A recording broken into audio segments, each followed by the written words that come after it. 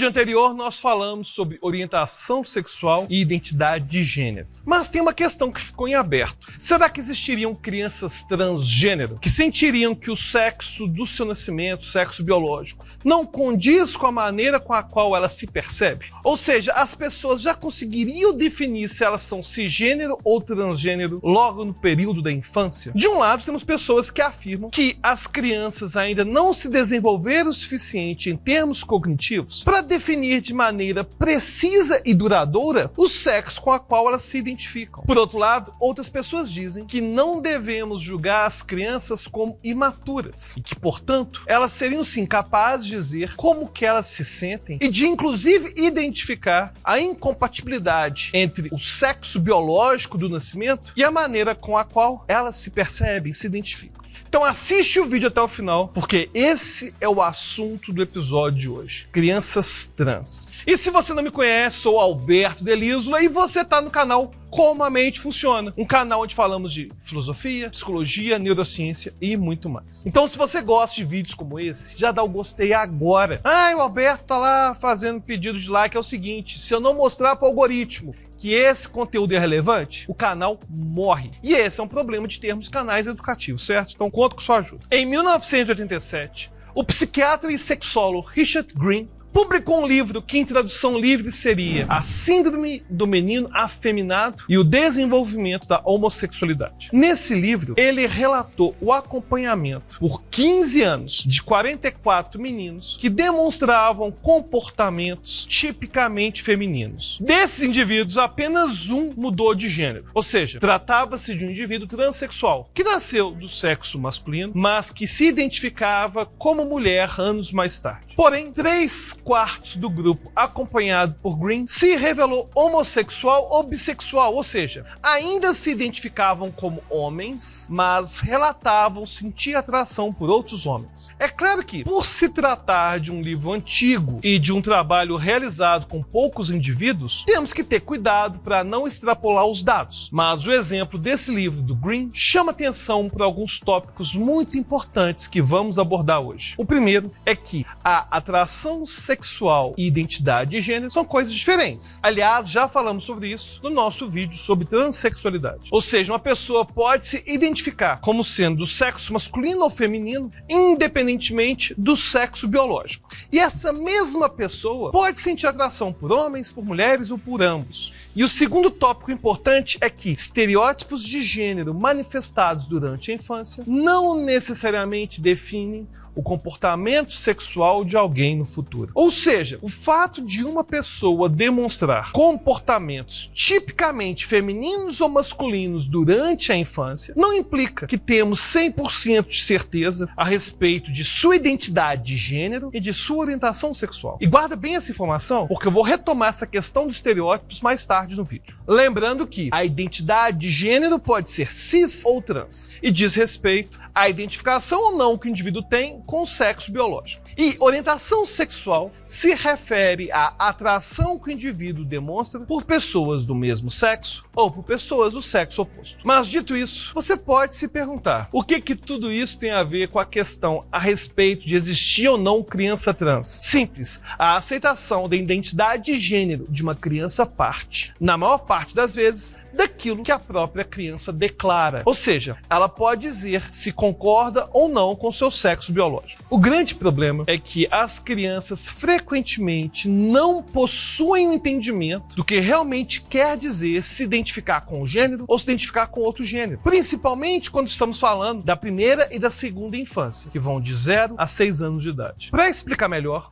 vamos tomar como referência a abordagem cognitiva do desenvolvimento do gênero, que parte do pressuposto de que a identidade de gênero de alguém é formada a partir da interação entre tendências biológicas, o gênero que as pessoas vão identificar essa pessoa e os papéis de gênero que o indivíduo percebe socialmente. E isso é principalmente baseado nos achados apresentados no livro Desenvolvimento Humano, de Diane Papalia e Ruth Feldman.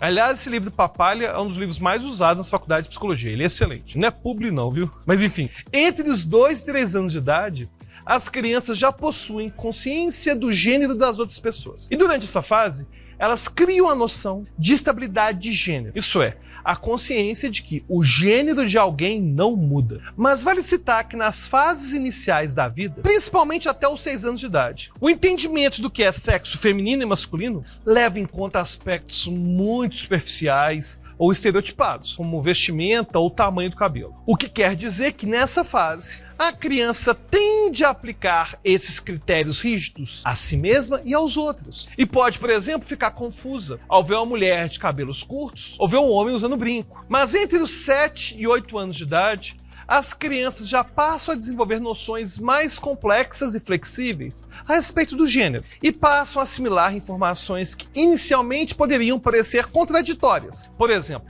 entendendo que meninas podem sim brincar de carrinhos com outros meninos e que isso não as faz menos meninas. Ou seja, estereótipos de gênero, aquela ideia de que menino só brinca de carrinho, menina só brinca de boneca, não pode ser usado como diagnóstico de nada. Aliás, é uma luta hoje para a gente desconstruir esses papéis de gênero. Então o fato de uma menina gostar de brincar com meninos e também brincar de carrinhos não a torna menos menina. E é claro que o mesmo vale para os meninos. Não é porque o menino gosta de brincar com meninas de casinha que ele é menos menino por causa disso. E é claro que esses conceitos passam também pela maneira como a criança interpreta as atrações que os indivíduos sentem uns pelos outros. Se a criança cresce ouvindo que homens se apaixonam por mulheres e vice-versa, é claro que mais tarde ela vai precisar readequar essa noção para compreender que indivíduos do mesmo sexo podem se apaixonar uns pelos outros e ainda assim continuarem pertencentes ao gênero com a qual ela se identifica. Bom, entendido que a criança passa por um processo de desenvolvimento na compreensão sobre o gênero, sobre estereótipos e sobre a sexualidade, voltemos para o nosso assunto principal. A identidade de gênero, seja ela cisgênero ou transgênero, seria a consciência de ser do sexo masculino ou feminino. E essa consciência, em geral, é desenvolvida na segunda infância, entre os 3 e 6 anos de idade. Nessa fase, a criança já pode relatar,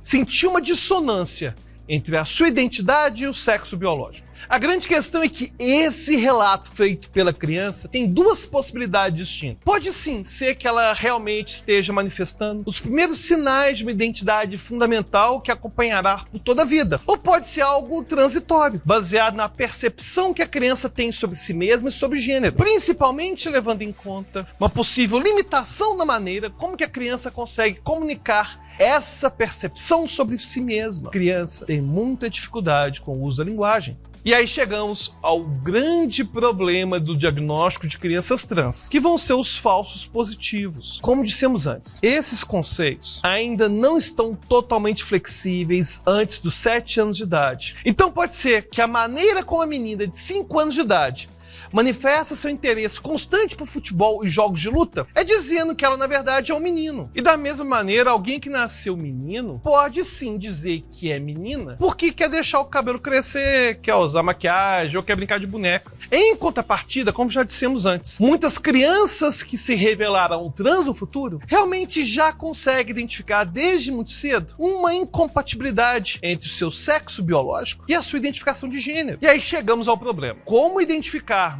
que os relatos da criança sobre seu gênero são realmente sobre sua identidade de gênero e não uma confusão linguística? E olha que interessante. Segundo o DSM-5, para uma criança ser considerada trans, precisamos ter uma incongruência acentuada entre o gênero experimentado, expresso, e o sexo biológico da pessoa, com uma duração de pelo menos 6 meses. E olha só, essa incongruência é identificada se existirem ao menos 6 dos critérios a seguir. Dá uma olhadinha quais são esses 6 critérios. Eu vou falar exatamente como consta no DSM, beleza? E um detalhe, no DSM, o sexo biológico é identificado como gênero designado. Então bora lá. Eu vou falar exatamente como consta no DSM. Os critérios são os seguintes. Primeiro, forte desejo de pertencer ao outro gênero ou insistência de que um gênero é o outro ou algum gênero alternativo diferente do designado. Segundo critério, em meninos, gênero designado, uma forte preferência por cross-dressing, travestismo ou simulação de trajes femininos. Em meninas, gênero designado, uma forte preferência por vestir somente roupas masculinas típicas e uma forte resistência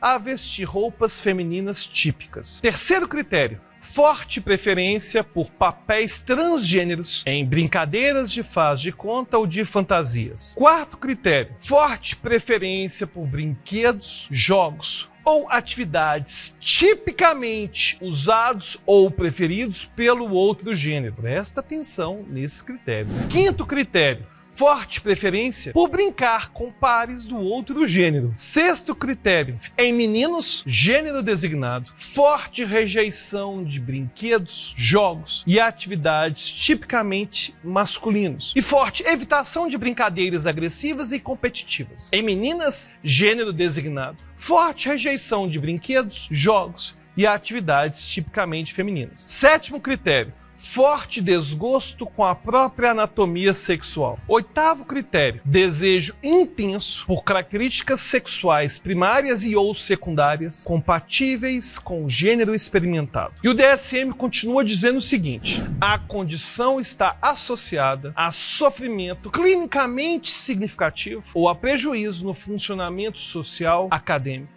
ou em outras áreas importantes da vida do indivíduo. Vamos lá, a gente não pode misturar as coisas. Uma coisa é resguardarmos o direito de adultos capazes e responsáveis de exercerem sua transexualidade de forma plena. Isso é uma coisa. Agora, outra coisa é os psicólogos, os médicos começarem a diagnosticar crianças como transexuais sem o mínimo de critérios científicos. Além disso, em tempos de diversidade, onde questionamos o tempo todo o que é papel de gênero, papel de homem, papel de mulher, roupa de homem e roupa de mulher, é muito estranho que a gente tenha uma escala de critérios para transexualidade infantil onde 3 desses itens sejam baseados em estereótipos envolvendo gênero. Tá de brincadeira, né? Ou seja, se a criança prefere usar roupas que estereotipicamente são consideradas do outro gênero, se ela prefere brincadeiras tipicamente masculinas ou femininas, sei lá, do outro gênero, e se ela prefere brincar com crianças do outro gênero, olha só, já temos 3 dos 6 critérios que são capazes de identificar uma criança como trans. Então, se a menina não gosta de usar saia, não gosta de brincar de boneca,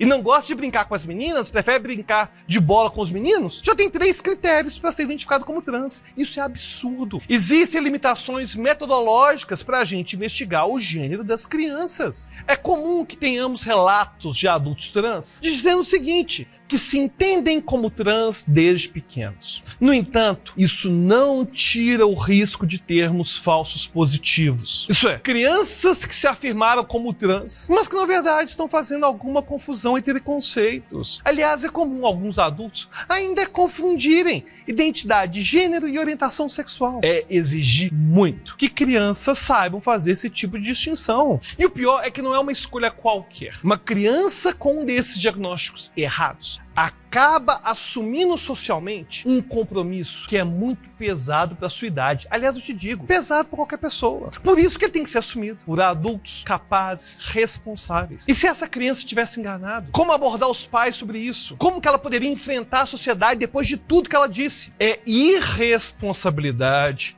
atribuirmos essa responsabilidade para as crianças. E digo mais, é desonesto intelectualmente achar que esses diagnósticos de transexualidade infantil têm algo de científico. Para a gente falar de ciência, a gente tem que entender de metodologia e principalmente de epistemologia. Epistemologia vai falar dos limites da própria investigação científica. Uma forma de resumir é levar em conta o que diz Diane Eschensaft, que é diretora de saúde mental de um centro especializado em gênero da criança e do adolescente, do Hospital Infantil de Benoff, lá nos Estados Unidos. Ela diz que não podemos afirmar com certeza se a criança vai continuar se identificando assim, apesar de esse tipo de informação realmente poder dar um panorama importante desde cedo. Mas aí são sinais para os pais, para os psicólogos observarem, não é psicodiagnóstico. E ela continua dizendo que os pais e profissionais devem acompanhar a criança para avaliar se essa inconformidade permite com o passar do tempo. Não é fazer textão falando que está feliz de sua criança ser trans, não. É estar junto com a criança, conhecendo a criança, vendo o dia a dia dela, inclusive com o passar dos anos. E permitindo, inclusive, que ela se esclareça cada vez mais sobre sua própria identidade. Independentemente se a identidade trans persistir ou não, o ideal é que os pais forneçam um ambiente acolhedor para as crianças manifestarem sua identidade e, posteriormente, sua própria orientação sexual. Mas essa não é uma tarefa fácil. Os pais devem avaliar o que torna a criança feliz em relação à sua identidade. Mas essa avaliação não tem que ser um controle, não tem que ser um panfleto, não tem que ser virtuosismo moral. É claro que esses pais devem sim conversar abertamente, que não há problemas em ter preferências do gênero oposto, mas sem que isso pareça uma insistência. Para o bem de seus filhos, é claro que eles não podem simplesmente negar a incompatibilidade que a criança sente,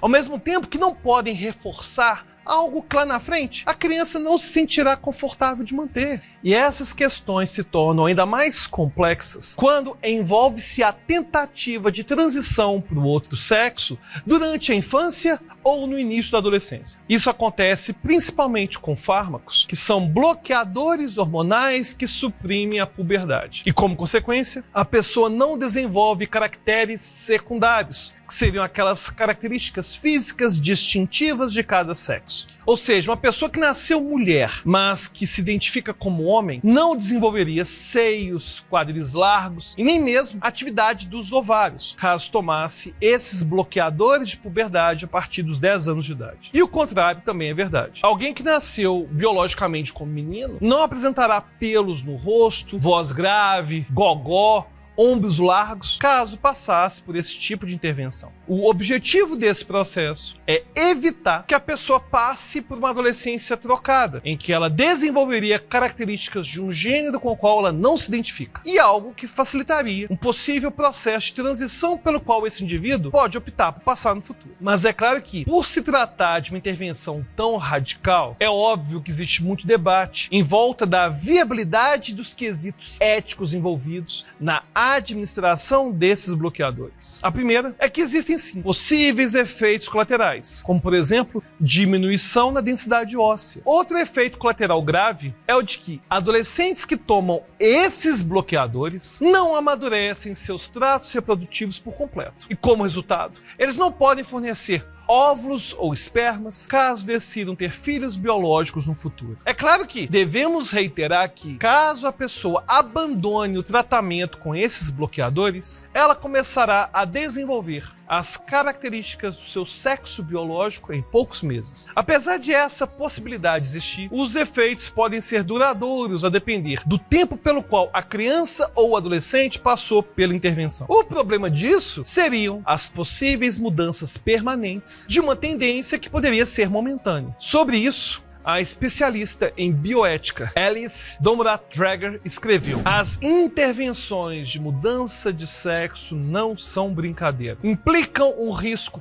físico considerável, inclusive um risco importante referente à sensibilidade sexual e à obrigação de fazer reposição hormonal durante a vida inteira. Na verdade, qualquer tipo de transição para outro gênero realizada muito cedo, seja apenas a mudança de nome, mas principalmente a troca de identificação de gênero e intervenções farmacológicas e cirúrgicas, todas essas intervenções antes da puberdade podem sim deixar as crianças constrangidas ou confusas, caso elas concluam posteriormente que cometeram um erro. A gente está falando de crianças. Mas esse é realmente um risco? As crianças que se reconhecem como outro gênero podem mudar na fase adulta? Bom, um estudo publicado em maio de 2022 pelo Trans Youth Project acompanhou por 5 anos 317 crianças dos Estados Unidos e do Canadá que passaram pela transição social, ou seja, assumiram outra identidade de gênero. A transição foi feita entre os 3 e 12 anos de idade, sendo que a idade média de transição para o grupo era de 6 anos e meio. Idade média, 6 anos e meio. Vai prestando atenção nisso aí. Nesse estudo, apenas 2,5% das crianças voltaram a se identificar com o sexo biológico. E outros 3,5% passaram a se identificar como não binários. Aliás, se quiser um vídeo só sobre não binário, já deixa seu comentário aqui. E se você gosta de vídeos como esse, tem que se inscrever, né? Tem que ativar o sininho. Tá de brincadeira. Mas agora que você já deu o like, já se inscreveu,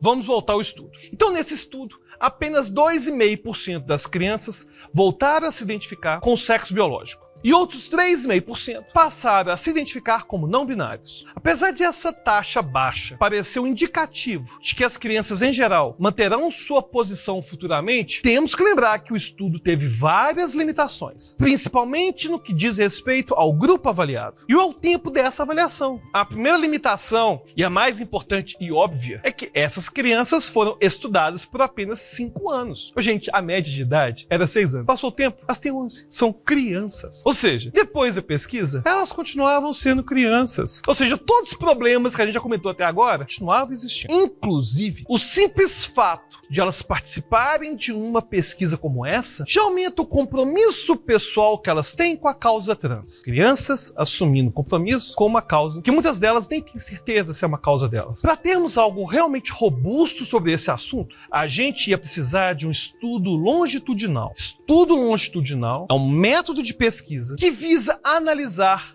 as variações nas características dos mesmos elementos amostrais ao longo de um grande período de tempo, geralmente muitos anos. E é importante ressaltar que eu não estou dizendo que os pesquisadores estão mal intencionados. Então não. Inclusive, eles continuarão estudando essas mesmas crianças por um período total de 20 anos. Ou seja, futuramente, vamos ter um estudo longitudinal sobre esse assunto, feito com essas mesmas crianças, com recorte desde a infância até a fase adulta. No entanto, até o momento, precisamos reconhecer que essa pesquisa é insuficiente para qualquer afirmação envolvendo um possível arrependimento de crianças trans no futuro. Inclusive, foi levantada a hipótese de que algumas crianças acompanhadas se sentiram pressionadas para continuar no caminho que iniciaram anos antes. Por isso, a psicóloga clínica do Boston College, Amy Tishman, disse o seguinte: acho que as pessoas provavelmente interpretarão esses dados de maneiras diferentes. Algumas pessoas podem dizer que as crianças entram nessa trajetória de desenvolvimento e não podem sair, e que as intervenções médicas podem ser irreversíveis e elas podem se arrepender. Outras pessoas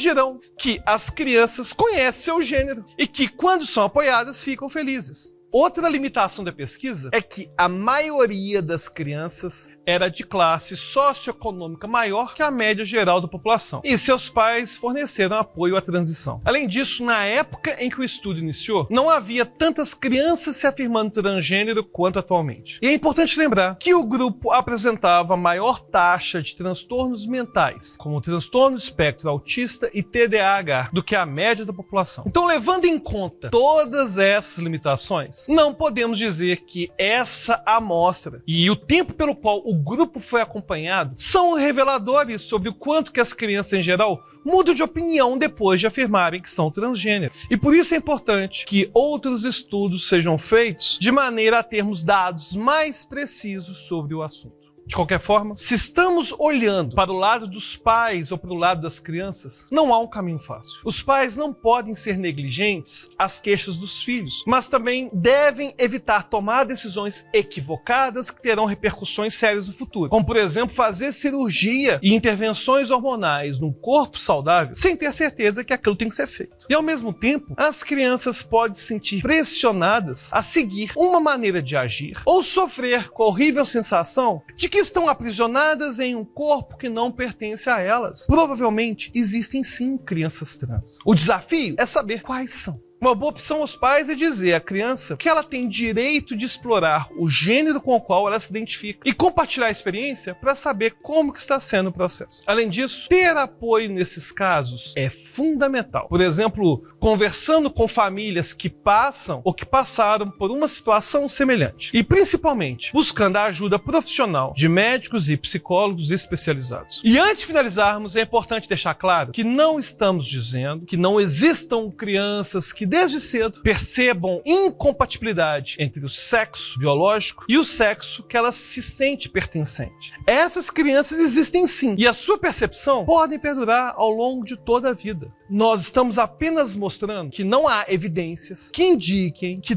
todas as crianças que se declaram de outro gênero manterão essa posição no futuro. Afinal, ela pode estar tentando expressar outras coisas relacionadas ao gênero que não sejam diretamente o sentimento de ser transgênero. A gente não pode falar que uma menina é um menino trans só porque ela gosta de jogar bola com os meninos. Ou falar que o menino que gosta de brincar de casinha com as outras meninas vai ser uma mulher trans porque eu gosto dessas brincadeiras em vez de ficar brincando de dar pancada nos meninos. Além disso, também estamos chamando a atenção para o fato de que devemos levar em conta os dados científicos que temos encontrado e não pressupostos ideológicos, casos isolados ou idealizações de como gostaríamos que fosse o mundo. Seria realmente ótimo se pudéssemos ter certeza absoluta que toda criança que declara incongruência de gênero manterá essa posição por toda a vida. Ficaria muito mais fácil, mas não é o que os achados científicos nos dizem que acontece. E mais do que isso, os próprios limites do fazer científico nos dão dúvidas se algum dia a gente vai ter certeza disso. E para piorar ainda mais a situação, as pesquisas ainda são muito incipientes. Geralmente são feitas com populações pequenas, por pouco tempo, em locais restritos. E é óbvio que vai existir cherry picking, que é aquela questão de as pessoas escolherem as pesquisas que mais as satisfazem. E para citar um exemplo apenas do caso de bloqueadores de puberdade, o National Institute of Health and Care Excellence da Inglaterra realizou uma revisão das pesquisas sobre esses fármacos em março de 2021 e afirmou que eles eram de baixa qualidade, já que eram feitos com grupos pequenos, sem uma outra população para comparar se a intervenção foi realmente efetiva, além de terem outras limitações. Essa informação foi noticiada pela BBC em abril de 2021 e o link da matéria está na descrição do vídeo. Levando em conta que essa questão ainda tem muito caminho pela frente, precisamos lembrar que não estamos aqui dando uma resposta definitiva, nem dizendo que é um desafio fácil. Qualquer discussão que se seguir daqui para frente deve levar em conta os achados científicos, as implicações éticas e os relatos de pessoas trans. Então, em resumo, é necessário sim ouvir as crianças, acolher as queixas, se necessário buscar ajuda profissional, fornecer assistência, tomar medidas para diminuir o sofrimento dos pequenos. E, principalmente, nunca forçá-los a agir como um gênero específico. Como Andrew Solomon ressaltou no livro Longe da Árvore, não há uma solução universal numa área em que os casos são extremamente diversos. E aí, qual a sua opinião sobre esse assunto tão polêmico? Deixe aí nos comentários e lembre-se, se você quiser debater sobre esse tema diretamente comigo, aí tem que virar apoiador do Telegram, né? Então clica no link da descrição, participe do nosso grupo secreto do Telegram e a gente se vê lá. Até a próxima.